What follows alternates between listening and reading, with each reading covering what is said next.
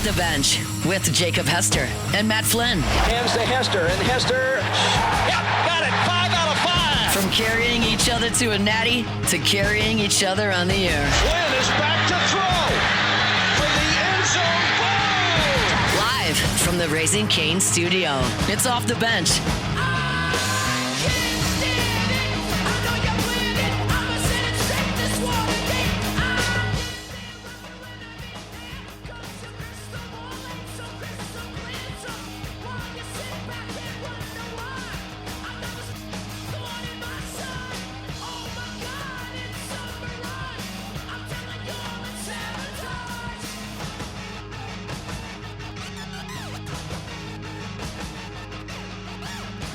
Welcome in, hour number 3, a Friday edition of Off the Bench.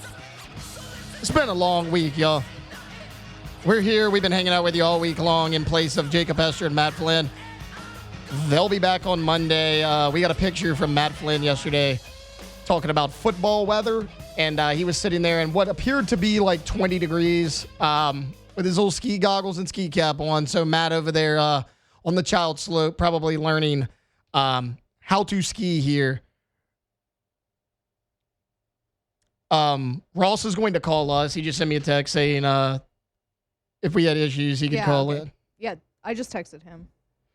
So we'll get to Ross in just a second, but we got Doug Thompson coming up at 9:30. Next segment, after we have Ross, college football put out, they ranked the SEC incoming transfer quarterbacks. One team is not on the list, and it all boils down to an NCAA decision surrounding Joey Aguilar, which I really want to get into because Joey Aguilar is still waiting on a decision from the NCAA, which I think is absolute crap because you look at some of the other guys that have been eligible, and it took a while. I mean, mainly Trinidad Chambliss, if you could believe that. But we'll get into that a little bit later on. We get Ross on. Ross has put out a ton of articles. I mean, you go to LouisianaSports.net every single day. Ross has multiple articles. Want to break that down. I mean, we talked yesterday about the possibility of a Travis Etienne and a Breece Hall and free agency. Those were Ross articles. We'll get an update from him on all of that. We'll talk Teddy Bridgewater. We'll talk Alvin Kamara's future in New Orleans. We'll get him on in just a second to break all of that down. And it looks like we actually do have Ross. So joining us right now, LouisianaSports.net. You can also catch him locked on Saints. Our guy, Ross Jackson. Ross, how are you this morning? Hey, buddy. Doing great.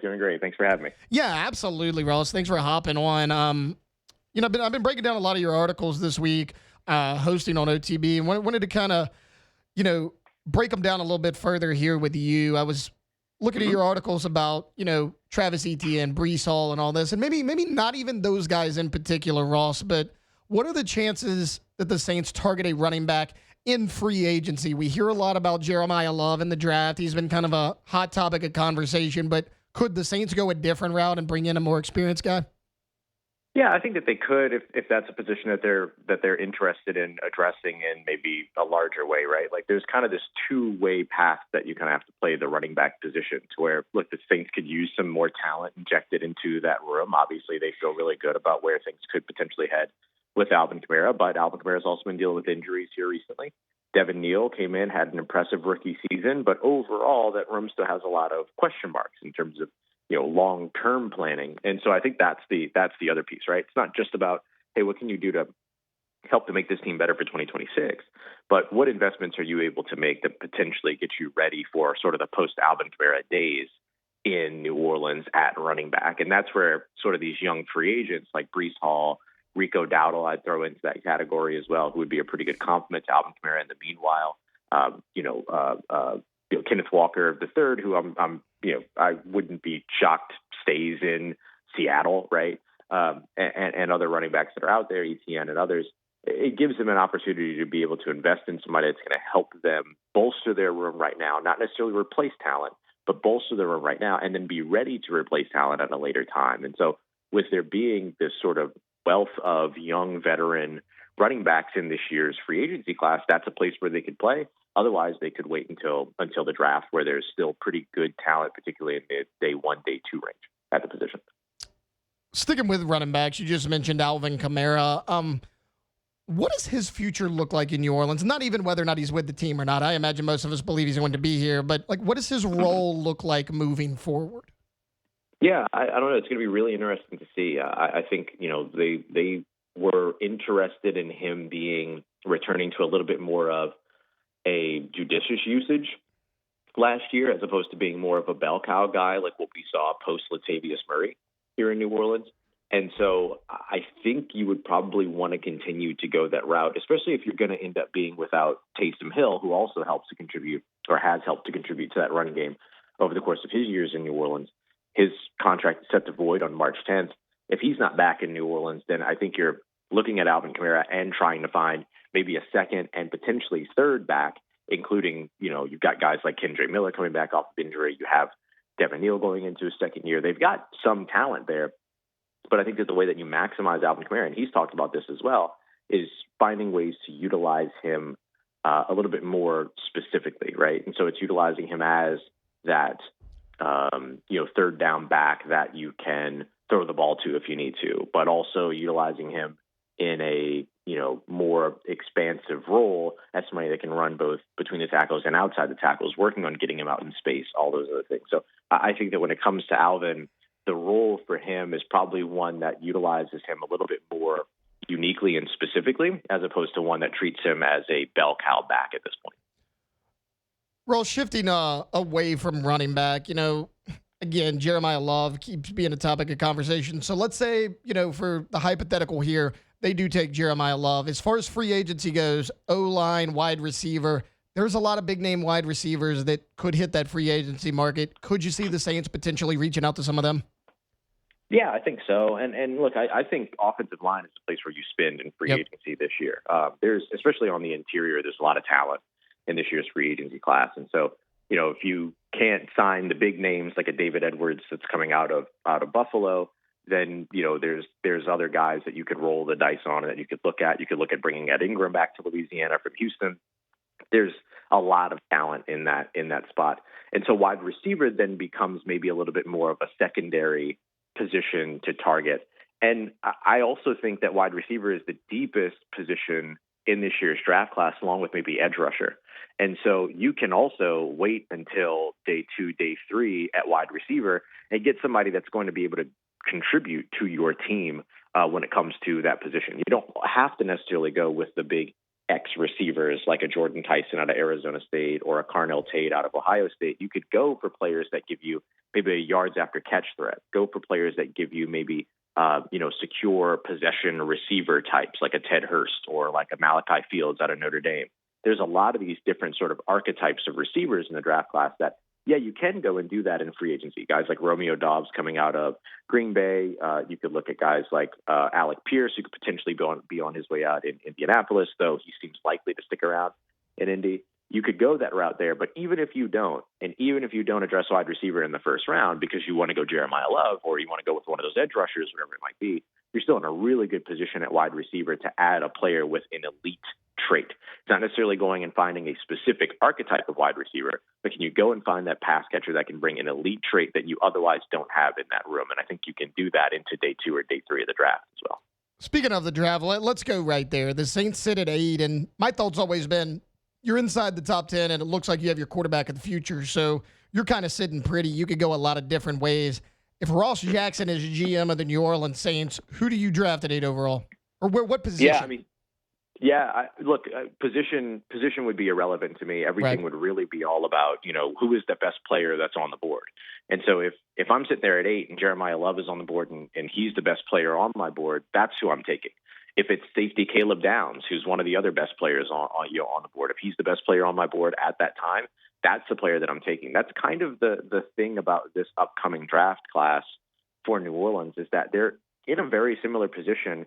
I don't want to say that they're in a similar position because obviously they had Drew Brees at this time, right? But they're in a similar position in terms of need when it comes to that, like how they were in 2017, where they have the ability to be able to address what it is that they need in free agency and then go into the draft and be able to just go best player available as they go through. That's what general manager Mickey Loomis said in his interview presser alongside Kellen Moore, head coach, that's what they were planning to do going into this draft, that they're comfortable going best player available. And so for me, like there's positions that maybe I wouldn't invest in at 8. Like I don't know that I would go interior offensive line at 8. I don't think the Saints have a need at tackle that's enough for them to go offensive line at all at 8. Obviously, there are the obvious positions you're not going to in the top 10. But, outside of that, like if I can get an edge rusher, if I can get a wide receiver, if I can get a running back, if I can get a safety, as long as I'm getting somebody that is a playmaker, and that's kind of my big thing is like BPA best playmaker available, that's the player that I want. And so, like for me, the top guys that are probably hovering around and available in that cloud at 8 are Jeremiah Love out of Notre Dame, the safety Caleb Downs out of Ohio State, and then maybe David Bailey, the Texas Tech edge rusher, could potentially be there at 8. And then you have that pair of, or really that trio of wide receivers in Jordan Tyson, Carnell Tate, and Mekhi Lemon. Any of those guys, I think, would be able to come in and contribute for your team immediately, and therefore would make them as quote unquote surefire, sure things as you can get in an NFL draft. Ross Jackson, our guest right now, LouisianaSports.net, Locked on Saints. Ross, let's shift back to players that are currently on the roster, but we don't know a ton about their future. What are the chances of the Saints bringing back Cam Jordan and Demario Davis? Yeah, I personally think that would be a wise move for New Orleans. It helps out in a couple of different ways, right? Those are guys that are on voiding contracts, which means there's some acceleration of funds in future years that ends up impacting their salary cap.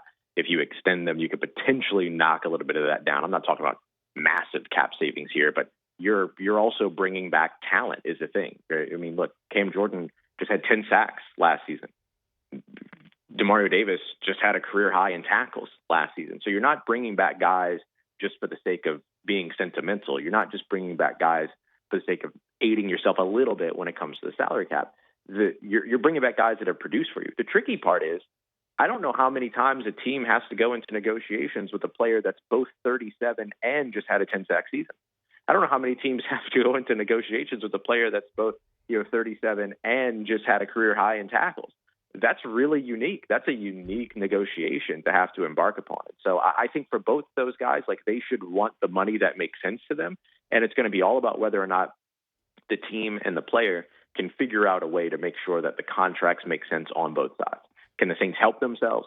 Can the players get what it is that they need to feel valued? And then can you bring that talent back? And look, Cam Jordan just had 10 sacks on his second fewest defensive snaps in his career this past season. And so it's not like you have to bring this guy back to play 100% of your snaps. If he's playing about 50% of your defensive snaps, it's clear that something works when it comes to him and defensive coordinator Brandon Staley's system. Ross, one more for you before I get you out of here. You think Todd Graves is going to buy the Saints? No, I don't. Well, let me say it this way. I don't think that that's going to be the case anytime soon. Gail Benson said in an interview back in November very clearly that the Saints nor the Pelicans are for sale, that she's not intending to sell any of those. Now, what the future holds and what that means for the potential of a guy like Todd Graves to potentially, invest and be able to do that we don't know, that we can't project. But as of right now, no, I wouldn't expect that to be a tomorrow or even within the next few years kind of a situation, because it sounds like Gail Benson has consistently made her intention clear that she's not selling the teams. Ross Jackson, you can catch all of his stuff at LouisianaSports.net, Locked on Saints, and follow him on Twitter, Ross Jackson NOLA. Ross, thanks so much for hopping on with me this morning.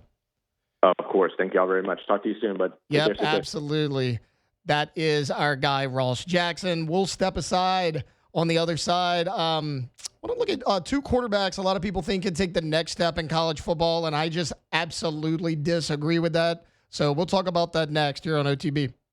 Off the bench. All right, so you heard Flynn the other day. I mean, he loves Dos Equis. You know that we here on the OTB team love Dos Equis. It is the perfect beer for any occasion.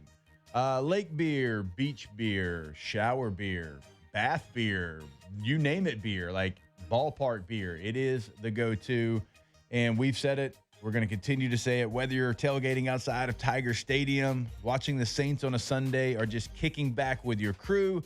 Dos Equis brings that bold flavor and smooth finish that turns ordinary into legendary.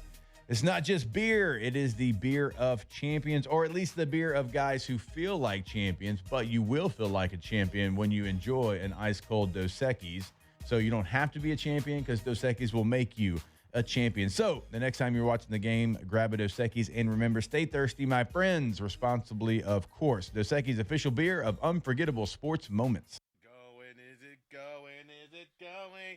I don't know. You're looking for.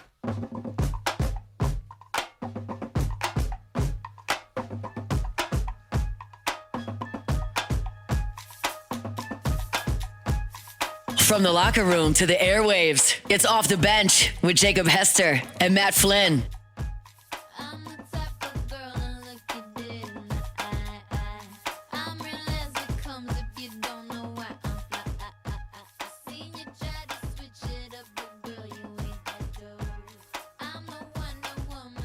March Madness is heading to Vegas, and LouisianaSports.net is sending one of you plus a friend with it. We're giving away a 3-night Las Vegas getaway from Wednesday, March 18th through Saturday, March 21st, just in time to watch all the madness. Hotel stay and flights covered, and all you have to do to enter is head to LouisianaSports.net and click the March Madness getaway link. Sign up now before our March Madness Pick'em launches. Get yourself entered, and you could be watching the tournament from Las Vegas instead of your couch. Winner will be announced Monday, March 2nd. Welcome back in. Friday edition of OTB. Just about half an hour to go with you here on the work week as we are working towards the weekend. CBS Sports put out an article yesterday. The top 10 players in college football that they expect will have a bounce back year in 2026. A lot of big-time names on there. Ryan Williams, the wide receiver out of Alabama. Yep, that makes a lot of sense.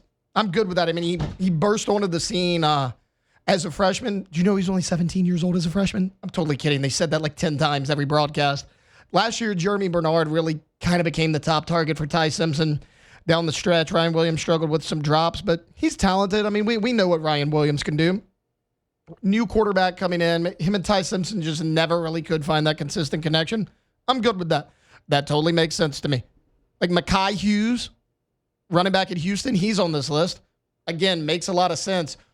1,500 yards rushing at Tulane 2 years ago. He was a big-time transfer for Oregon last year.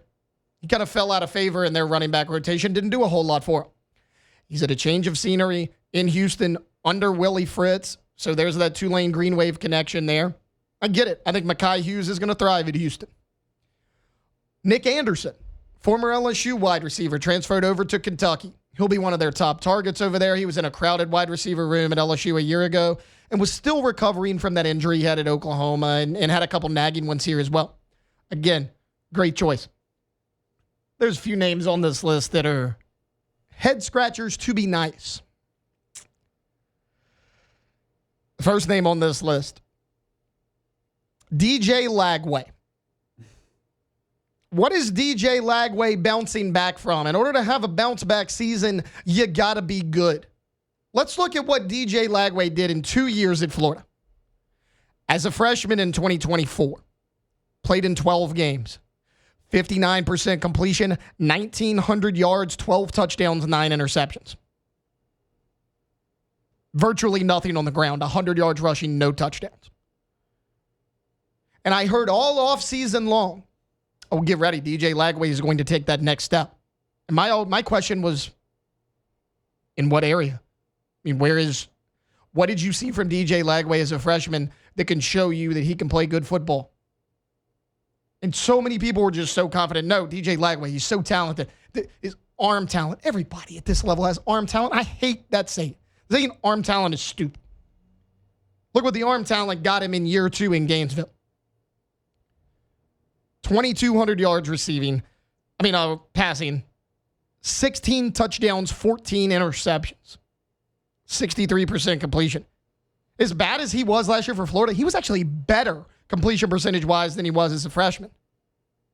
Braxton, you watched LSU a lot this year. You remember the LSU-Florida game. How many interceptions did DJ Lagway throw against LSU? It was 5, wasn't it? It doesn't matter. If your response is a crap ton, then you would be correct. It was 5, and it probably could have been even more than that. So many people just keep saying, well, this guy's so talented. He's too talented. He has to be good. Can anybody out there tell me what DJ Lagway can do that 30 other quarterbacks in college football can't? DJ Lagway, let's call it like it is getting the hype that he is getting because he was a 5-star coming out of high school. If DJ Lagway would have been a walk-on at Florida and performed like he did for 2 years, he wouldn't have been a hot commodity in the transfer portal. Nobody would have given it a second thought. So many times we look at hype. You turn hype into potential that may or may not even be there, and then you're just determined, hey, this guy, he's going to be the next great thing. Like, I thought Arch Manning was great the second half of last year, but so many people came into this season, and we talked about it on OTB, and we all predicted it. He's going to struggle on the road against Ohio State because it's his first start being the guy on the road in a hostile environment like the Horseshoe. And if he doesn't perform well, people are going to crucify the kid for it. And what happened? He got trolled basically the entire season. The fact of the matter is, maybe Arch Manning actually is a good quarterback. Maybe he was really overhyped going into the season because of his name, and he needed to get his feet wet a little bit. Playing the quarterback position's hard. It's kind of the same thing here with DJ Lagway, except the flashes haven't been there. He's a former 5-star that so many people will not admit that, whether it's recruiting experts or whoever, got it wrong in high school, and they're like, well, he was a 5-star. He's got to be good. So, stars don't matter. There's a guy that normally sits right here in this spot every morning who was a 2-star recruit coming out of high school, and he's one of the best running backs in LSU history. You think Nick Saban, Les Miles cared what star ranking Jacob Hester was coming out of high school? No, it doesn't matter. It matters what you do once you get there with your opportunity. Now, the thing about DJ Lagway, the only reason I could see him being on this list, he transferred to Baylor. He's in a new system. He's under offensive coordinator Jake Spavital.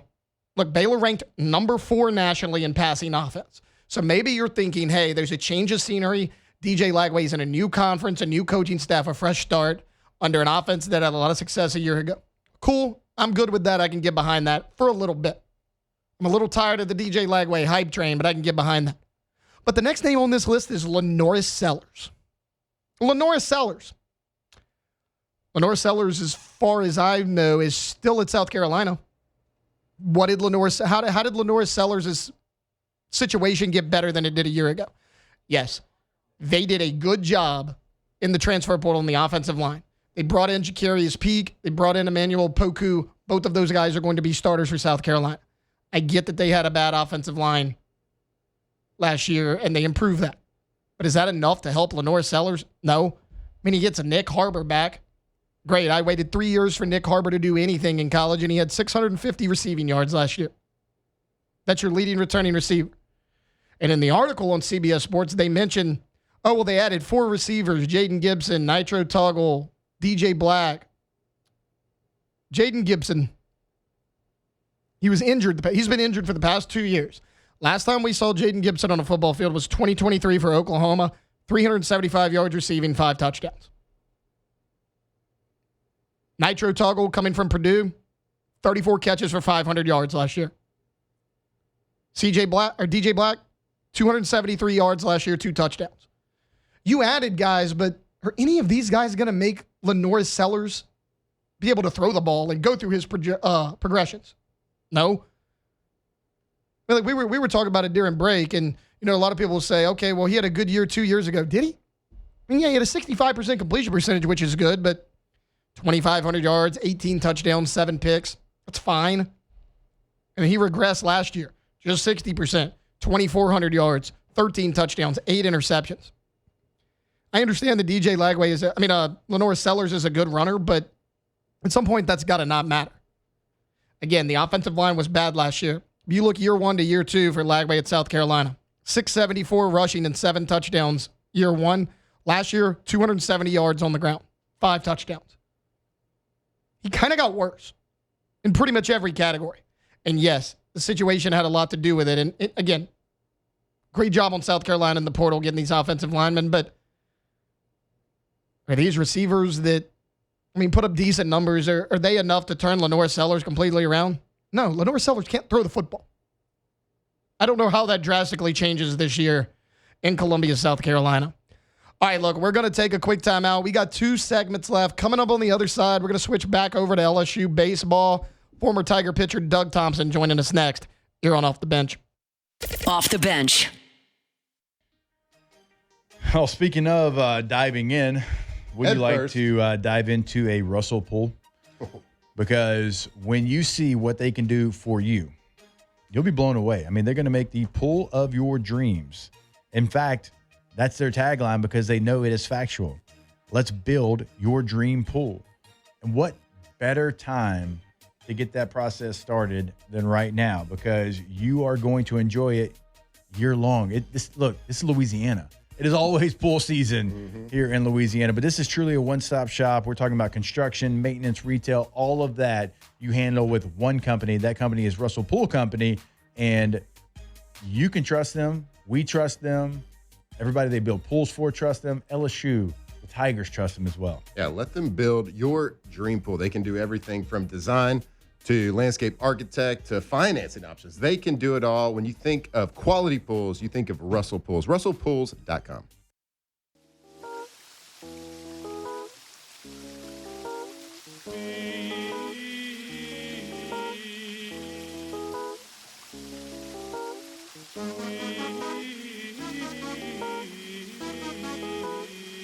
From the locker room to the airwaves, it's Off the Bench with Jacob Hester and Matt Flynn.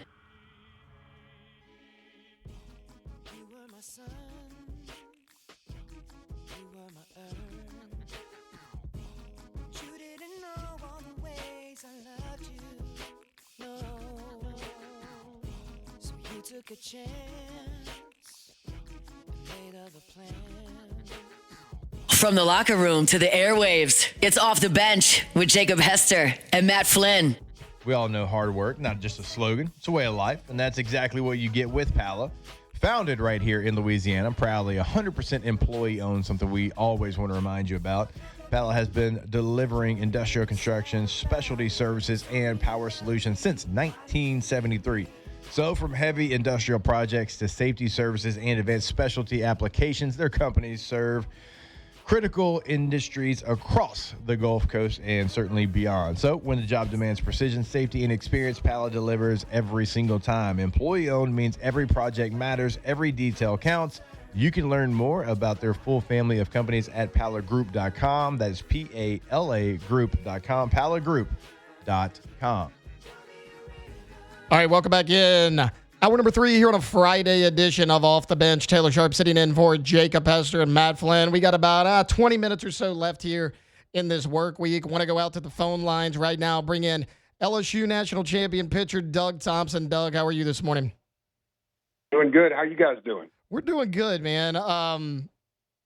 Look, 5 games into this thing, a former pitcher, I mean, you had a lot of success at LSU. Just kind of overall thoughts, pitching staff, starting rotation. I mean, what have you seen from this team 5 games in? Well, first of all, these guys are way better than I ever thought of being. Lots of depth. There's lots of arms coming out of the pen. Not everybody had their best outing, the first outing, but that's usually the case anyway, right? So lots of new faces. Of course, the Saturday pitcher, Cooper, was off the charts. I mean, might have thrown too many strikes. I mean, he threw his changeup 28 times, 25 times for strikes. So lots of talent, lots of big arms.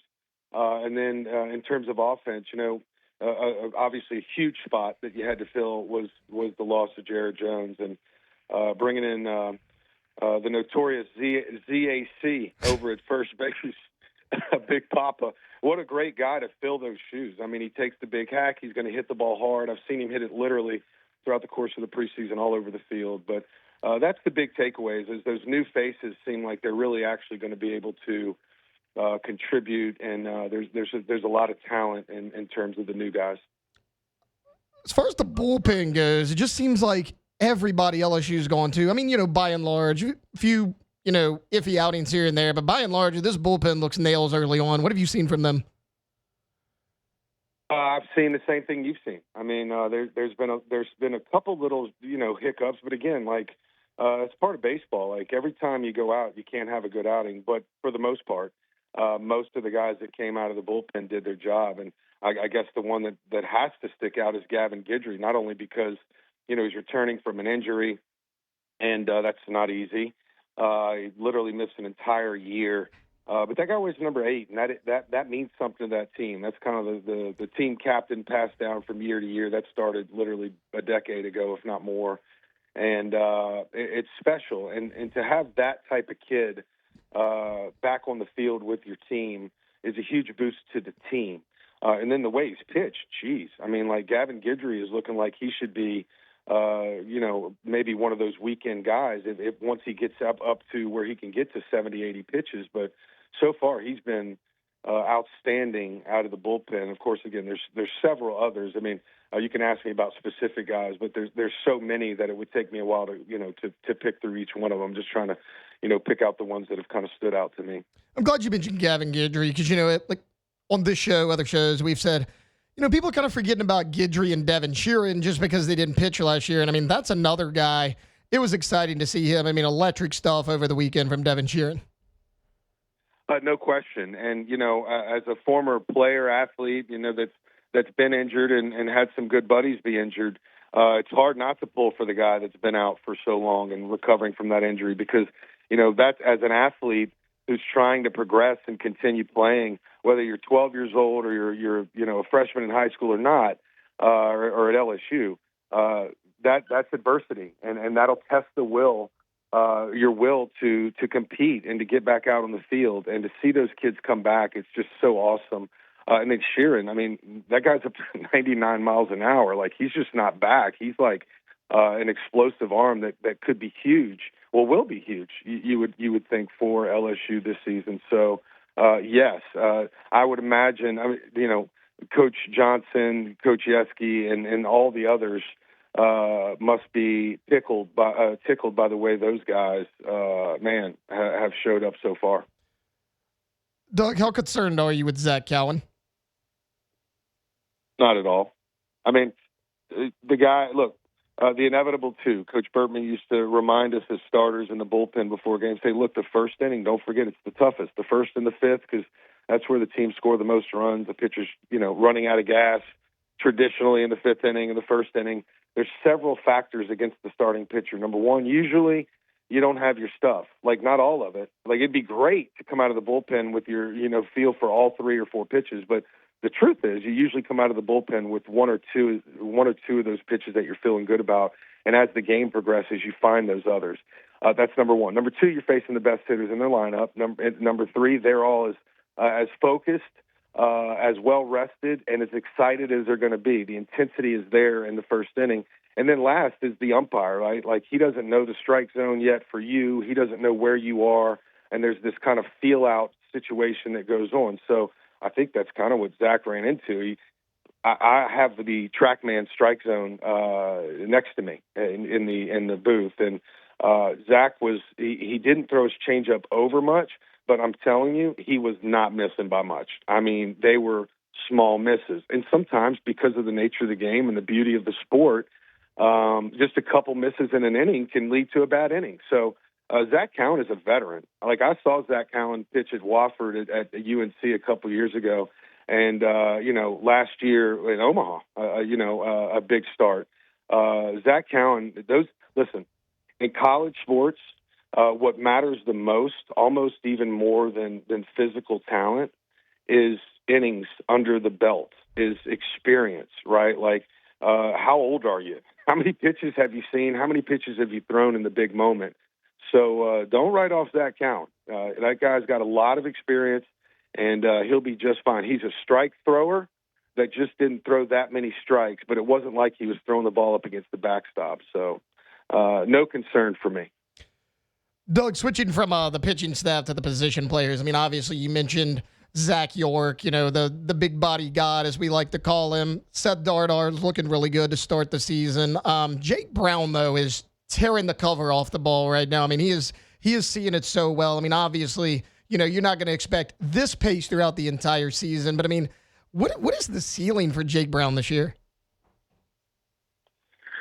Oh, the ceiling. Wow. I mean, I thought Jake Brown was the best player on our team last year. I mean, he's big, he's fast, he's strong, he's got a great arm. Remember, he's like the, one of the top pitchers in the country coming into LSU. And he can hit. And so no surprise again for Jake. And now, like, the role he's or was on there right in the middle of the end of Game 3 and the beginning of Game 4, 4 straight homers and 4 straight at bats. I mean, that's like Babe Ruth type stuff, right? So, or Shohei, but and that happens every now and again. But I could easily see Jake Brown walking away with more than 20 home runs and over 80 RBI after this season. Like, I could easily see that because he's a stud. He's going to be one of the better hitters in that LSU lineup, and he'll be one of the better hitters in the league. Transitioning into this weekend, getting a preview of today's game and the weekend as a whole. LSU will be out in Jacksonville for the Jacks Classic, 1 p.m. first pitch against Indiana. They released the pitching lineup. It kind of started to leak out a little bit as far as the starting rotation yesterday evening. It looks like it's going to be Case and Evans again on Friday, Cooper Moore on Saturday. Now, Sunday was TBA. I mean, do you expect it to be William Schmidt again? If it's not William Schmidt, who's some options out there for that Sunday role? Cooper Williams could be an option, I guess. I mean, I don't know where Gavin Guidry is in terms of his pitch count, but he's pitched so well. I mean, wouldn't surprise me. I'm trying to think of some other guys. Of course, it's so early in the season. You're kind of putting me on the spot a little bit. But I would say my first guess would be Cooper Williams, right? And it would have to do with the lineup. Like, if that Sunday opponent is like heavy lefty, that I could see it being Cooper Williams. I don't know the reason for the TBA. I don't have that information to share what the lineup is. I guess maybe I could call and get some more information later this day. But they probably, who is the Sunday opponent? UCF. Okay, so they're going to watch. UCF can swing it, right? They scored some runs, if I recall. Yep. Yeah. So I would imagine that Jamie Tutko and Nate and the entire staff is going to be watching UCF like a hawk in the games on Friday and Saturday. And I would imagine the information they gather will have a lot to do with who that is that they announce as that fourth or that third starter. But it wouldn't surprise me if it was Cooper Williams. As far as in the field goes, Chris Stanfield, he's been dealing with a nagging hand injury. Jay the other day actually said he's getting close to returning. No word yet on if it's this weekend or not. Like, is he available the whole series? If not, Tanner Reeves has kind of been the go-to guy out there in left field. He's been hit or miss in the field, but he's been such a good bat. Like, is that Jay's thinking, like, sure, I'm going to sacrifice a little defense without Stanfield being out there, but it's kind of hard to take Reeves out of the lineup the way he's been hitting, right?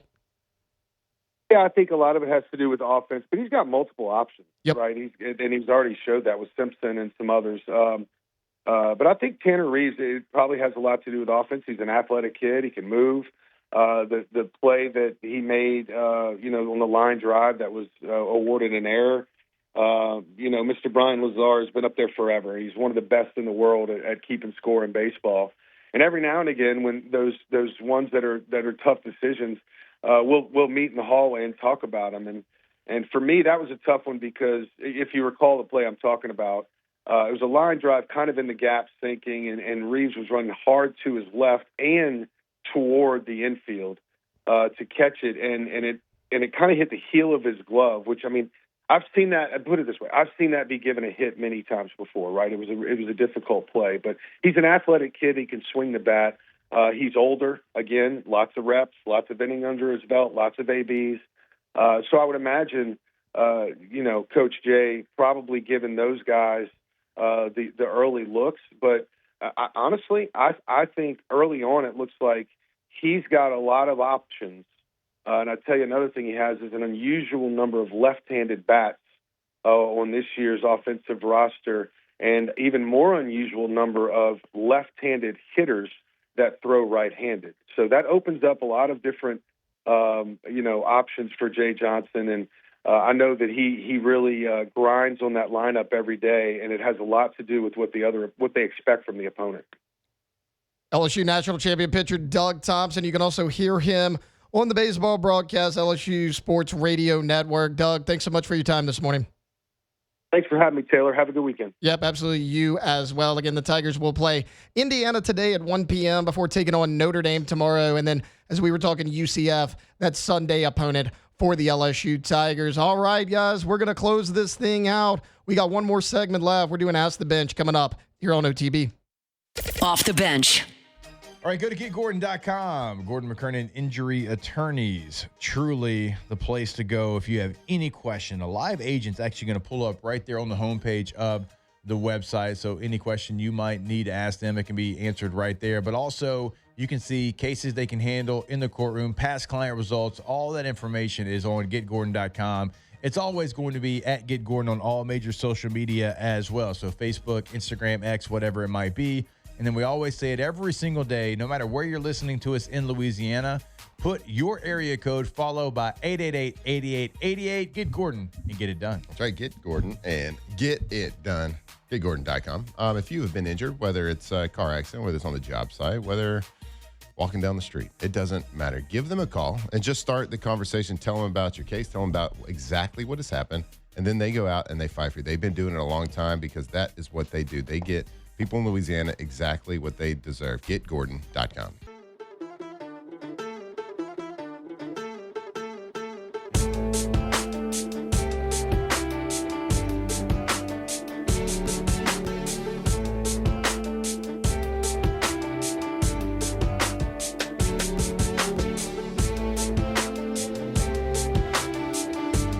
Tigers turn talkers. This is Off the Bench. All right, go to PelicanRoof.com, the website for Pelican Roofing in Lafayette, in Baton Rouge. They are boots on the ground in both locations, ready to help you. So if you need a roof repair, roof replacement, whatever it might be, they have got you covered, and they've got you covered with the best customer service, with the best work. That's why you go to the website, PelicanRoof.com. You see 5-star reviews all over the homepage, and that's actual customers that have worked with Pelican Roofing. So don't delay. If you need anything when it comes to your roof, go to PelicanRoof.com. Right, Pelican Roof, PelicanRoof.com. If you are starting a project, whether it's a new build, whether it's renovation, maybe it's just a roof repair. You got a leak, you got an old roof, whatever it is. It's just that time. Make sure you give them a call. And we know it's a big decision that you're going to have to make for your family and yourself. And financially, it can make a big impact. So go let them help you with the financing. Financing options right there at their homepage. Get the entire process started at PelicanRoof.com.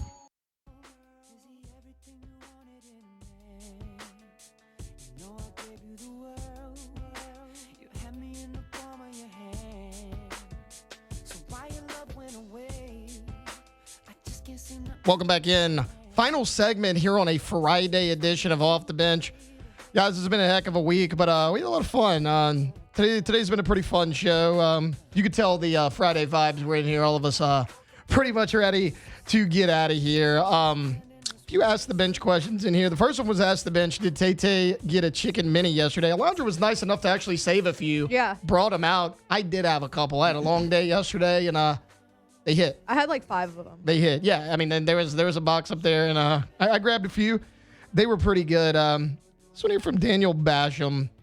Ask the Bench, how was Braxton's first week? Braxton, I got to tell you, man. Full disclosure, I didn't know how this week was going to go because you've never done OTB before. Right, and like Cade told me, he's like, oh yeah, we got Braxton coming in. I'm like, all right. To like be fair, OTB might be the easiest show for to sure. do. For sure. It's more laid back, but dude, you've crushed it. You've knocked it out of the park. Yeah. I mean, I know you were kicking yourself about the lower third thing, and that was on me. You're good. Like you actually killed it. I mean, you were awesome this week, man. I messed up more than he did. Yeah, right. I screwed up 2 or 3 times today, and we do this show every day. Twice, yeah. We do this show every day. I think you're in the lead. That was the first for me, though. For the least number of. That was funny. I actually really enjoyed that. We should do it. We should do it Monday just to screw with them. 6 minutes of commercials for your Friday morning. But yeah, man, you were awesome. Yeah, shout out Braxton. Thanks for hanging out with us. He might be your paternity leave. Dude, yeah, absolutely. We'll have paternity leave coming up in July. So, dude, you nailed it. It's always nice to have somebody come in and grind with you in the morning. You were great this entire week.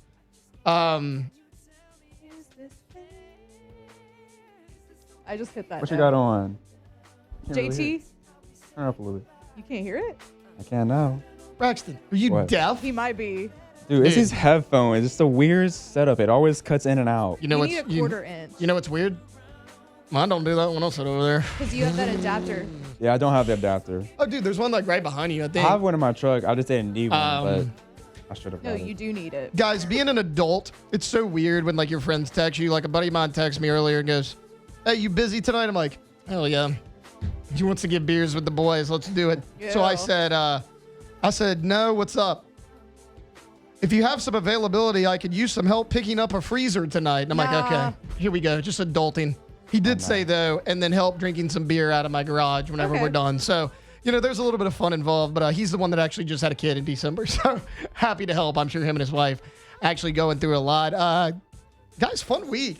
Jake and Matt will be back on Monday. Matt Flynn probably freezing in his quote-unquote football weather that he sent us last night, wearing the ski goggles and ski cap. And then Jake took the week off to be with the kiddos. Can't blame either one of them for it. Shout out to LSU gymnastics coach Jay Clark. Shout out to Alondra for setting that interview up. Forward thinking there on your part. Ross Jackson, LouisianaSports.net. He hopped on with us at 9 a.m. There's a lot about to happen with the New Orleans Saints. It's kind of like the calm before the storm. You got free agency coming up. You got to decide what to do with some key veterans. And then, of course, the draft will be here before we know it. And then former LSU national champion pitcher Doug Thompson was just on with us last segment. You can catch him on the LSU Sports Radio Network as well. Big time series coming up for LSU. They'll play Indiana today at 1 p.m. They'll play Notre Dame on Saturday, UCF on Sunday. Should be a really good challenge. Step up in competition in a big way for the LSU Tigers. I expect them to knock it out. Alondra, Braxton, y'all were both awesome this week. The mix-up were actually kind of fun today. So go Tigers. We'll see you guys same time on Monday here on Off the Bench. Off the Bench. All right, go to KTOZBlinds.com. KTOZBlinds.com is the website, and that is a website for K2Z Interiors and Outdoor Living since 2004. Blinds, shades, shutters, drapes, screens, exterior motorized screens, pergolas, aluminum shutters. What am I forgetting? Awnings, patio covers. Yeah. They've done it all over at K2Z. You'll listen to me. It's the first one I said. Draperies? Said that as well.